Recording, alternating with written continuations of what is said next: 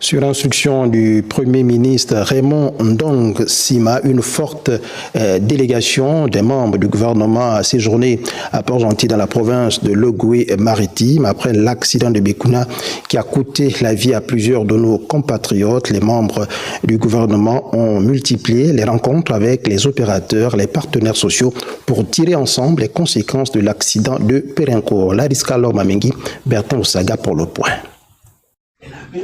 Réunis au sein d'une commission spéciale suite à l'accident sur les plateformes de Pérencourt, le ministre du Pétrole, celui du Travail, celui de l'Industrie et celui de l'Environnement ont eu une série d'entretiens, dans un premier temps avec les partenaires sociaux du secteur pétrole, lesquels dénoncent un certain nombre de pratiques de leurs employeurs, des pratiques pas toujours à l'avantage du personnel.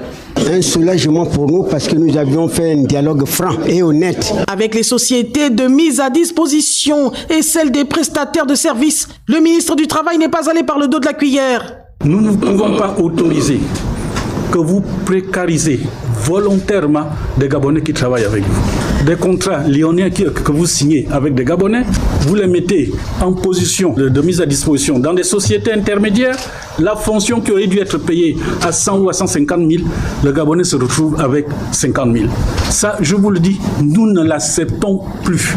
Le ministre du Pétrole, Marcel Abeke, s'est voulu rassurant quant à l'engagement du gouvernement sur cette affaire. Nous allons rendre compte au chef du gouvernement qui a commis cette mission et puis à l'issue des échanges, il pourra nous donner d'autres instructions pour que ce problème puisse être traité. De toute façon, nous sommes engagés pour le traiter, donc il ne va pas rester en l'état. L'incident sur le site Bécuna de la société Pérencourt a eu le mérite de mettre en lumière plusieurs irrégularités dans le secteur, notamment la précarisation des emplois, le non-respect des bonnes pratiques existantes.